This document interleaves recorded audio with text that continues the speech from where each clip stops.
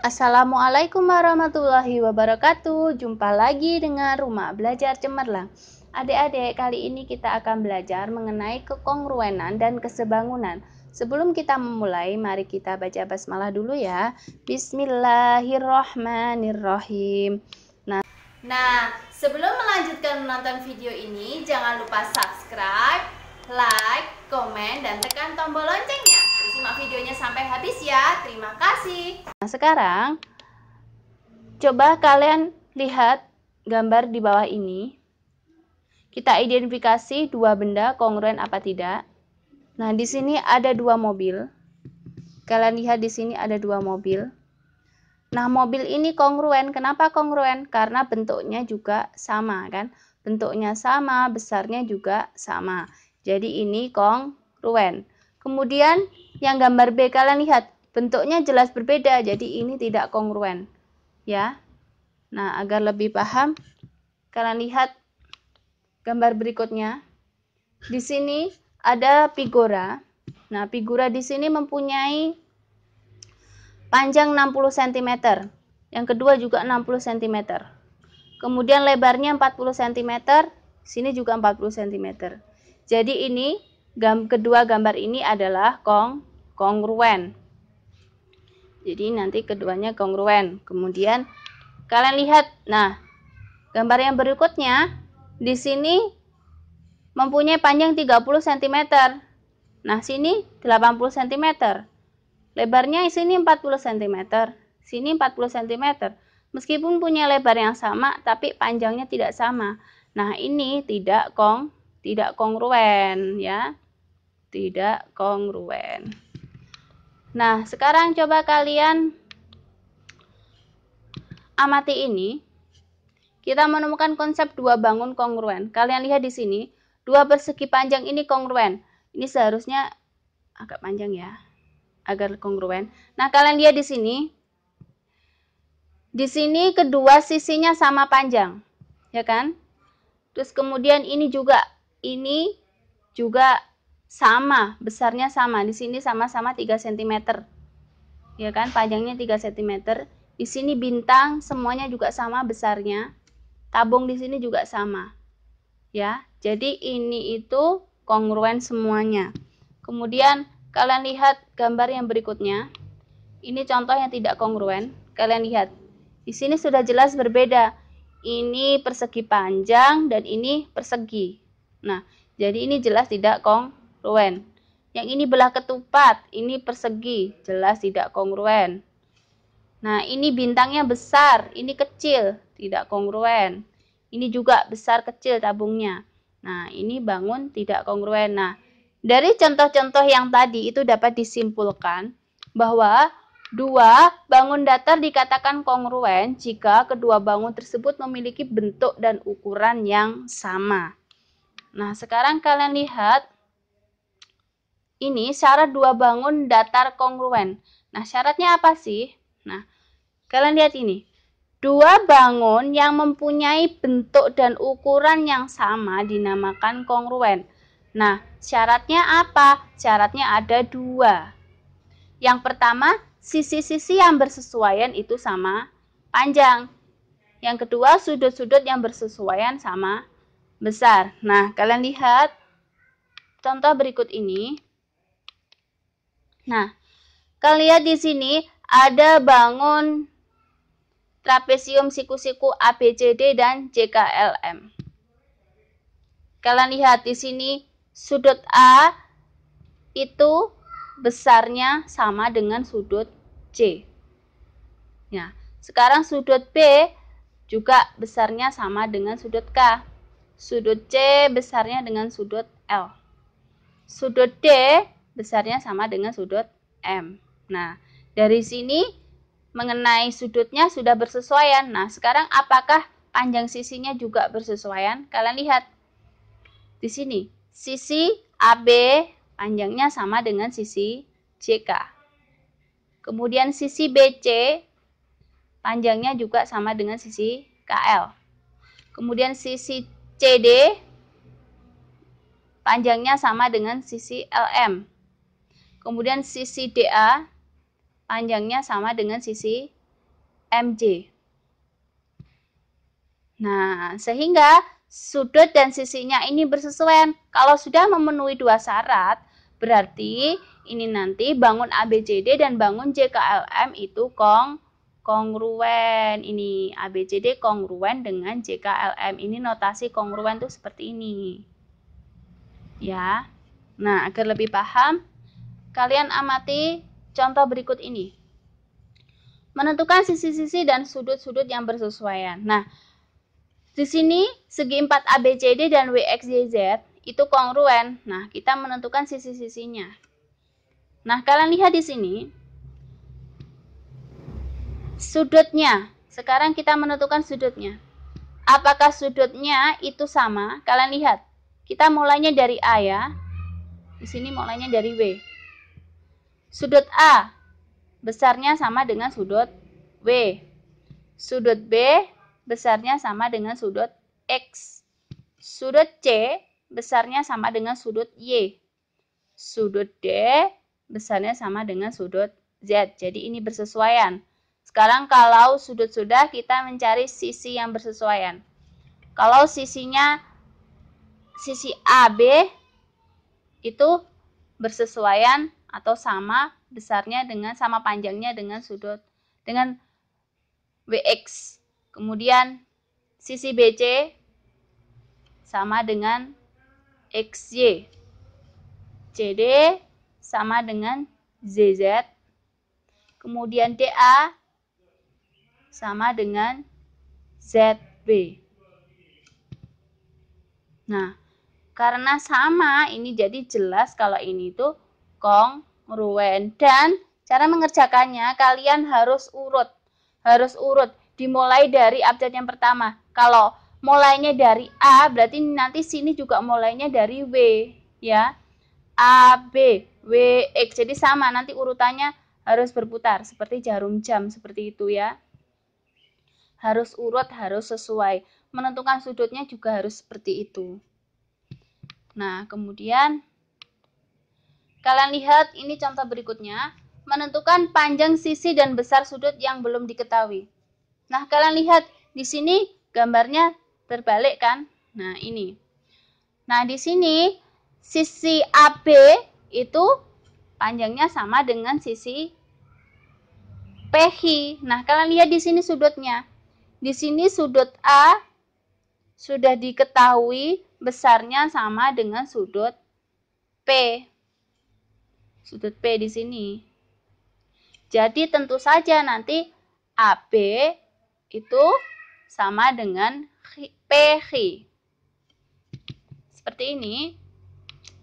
Sisi-sisi yang bersesuaian tadi AD sama dengan PS. Nah, kalau kita nanti mulainya dari A ke D, berarti nanti urut seperti ini ya. Kita berputar seperti ini. Kalau mulainya dari sini, berarti nanti dari sini, oke? Kalau AD itu sama dengan PS. Sama-sama dengan 15 cm. Kalau BC ini kan 20 cm. Nah, berarti nanti sama dengan HR. HR-nya itu 21 cm. Kemudian DC di sini. DC di sini sama dengan SR. Berarti sama-sama 16 cm. Kemudian AB itu sama dengan PH, 40 cm. Itu sisinya. Kalau sudutnya itu sudah jelas, sudut A sama dengan sudut B. Sudut B sama dengan sudut H. Ini ya. B dengan H. Kemudian sudut C sama dengan sudut R. Kemudian sudut D besarnya sama dengan sudut S. Nah, sekarang jika diketahui besar sudutnya, bagaimana sih besar sudut berikutnya? Kalian lihat di sini. Jika sudut A, besar sudut A itu di sini 60 derajat. Kita tulis 60 derajat. Kemudian sudut B itu besarnya 40 derajat. Nah, berarti sudut A itu kan besarnya sama dengan sudut P. Berarti P ini juga 60 derajat. Nah, kalau sudut B besarnya sama dengan sudut Q, jadi sudut Q itu besarnya juga 40 derajat. Nah, kemudian tinggal kita mencari sudut D dan C. Cara menentukannya bagaimana sih? Nah, seperti ini caranya. Jika ini, kalian lihat, besar sudut C itu 180 derajat dikurangi besar sudut B di sini. Karena ini tuh berpelurus ya. Nah, besarnya 1 garis ini tuh 180 derajat. Sehingga 180 derajat dikurangi besar sudut B. Besar sudut B tadi 40 derajat kan? Jadi 180 derajat dikurangi 40 derajat sama dengan 140 derajat. Nah, tadi sudut C ini besarnya sama dengan sudut R. Jadi sudut R besarnya 140 derajat. Sekarang setelah kita mengetahui sudut R, kita mencari sudut D. Sudut D sama dengan sudut S. Nah, kemudian jadi 180 derajat ini dikurangi besar sudut A. Sudut A tadi 60 derajat, jadi 180 derajat dikurangi 60 derajat sama dengan 120 derajat. Jadi sudut D besarnya itu 120 derajat. Karena sudut D besarnya sama dengan sudut S, jadi sudut S 120 derajat. Ya, seperti itu. Nah, sekarang agar lebih jelas, kita mengerjakan latihan soal. Di sini, diketahui trapesium ABCD dan trapesium EFGH adalah kongruen jika panjang sisi AD ini 12 cm, sisi DC ini 13 cm, kemudian sisi EF di sini 22 cm. Tentukan panjang EH. Nah, kalian mencari EH ini. Nah, kita tentukan dulu panjang-panjangnya semuanya ya. Sisi AD tadi sama dengan sisi FG. Jadi sisi FG itu 12 cm. Kemudian sisi DC sama dengan sisi GH yaitu 13 cm. Sisi AB itu sama dengan sisi EF. Nah, EF tadi 22 cm. Nah, sekarang kita mencari sisi HE. Caranya gimana? Nah, kita membuat garis bantuan di sini. Nah, kita misalkan di sini O. Jadi kita mencari EH dengan menggunakan dalil Pitagoras. Kita mencari dulu ini panjangnya EO. Kita mencari panjang EO dulu di sini. Panjang EO. Panjang EO caranya gimana? Caranya panjang EF dikurangi panjang HG. Nah, panjang EF berapa? 22 cm. Panjang HG 13 cm.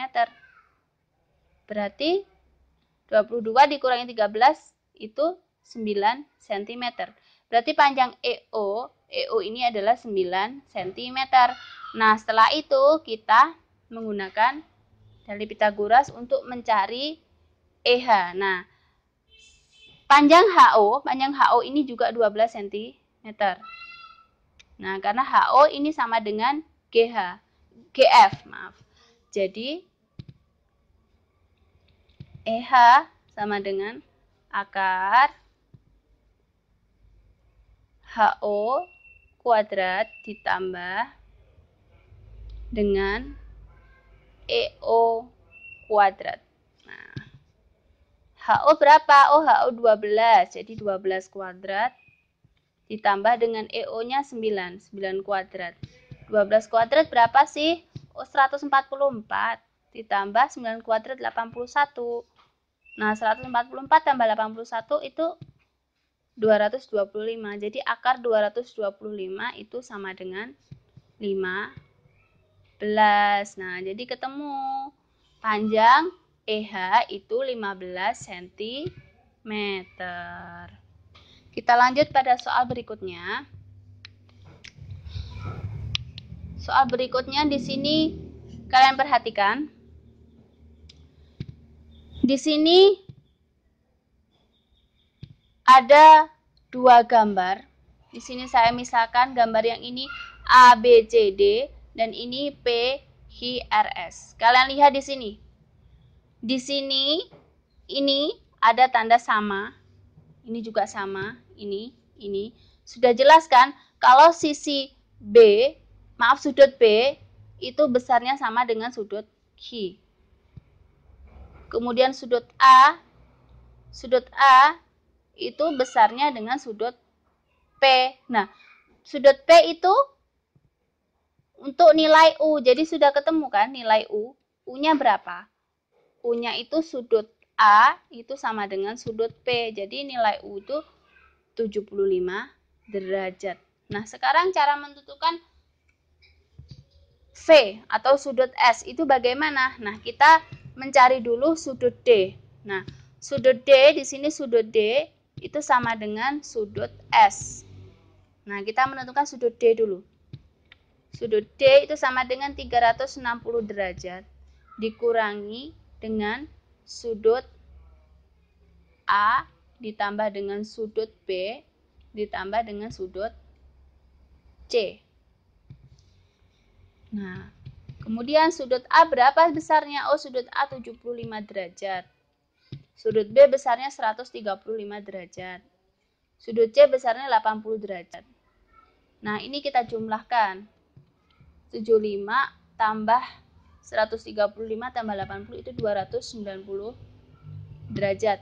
Nah, jadi 360 derajat dikurangi 290 derajat itu 70 derajat. Nah, sudut D itu besarnya 70 derajat. Nah, karena sudut D dan sudut S itu sama besarnya, jadi sudut D sama dengan sudut S itu sama dengan 70 derajat. Jadi, ketemu nilai V-nya itu 70 derajat. Seperti itu. Nah, semoga bermanfaat ya. Wassalamualaikum warahmatullahi wabarakatuh.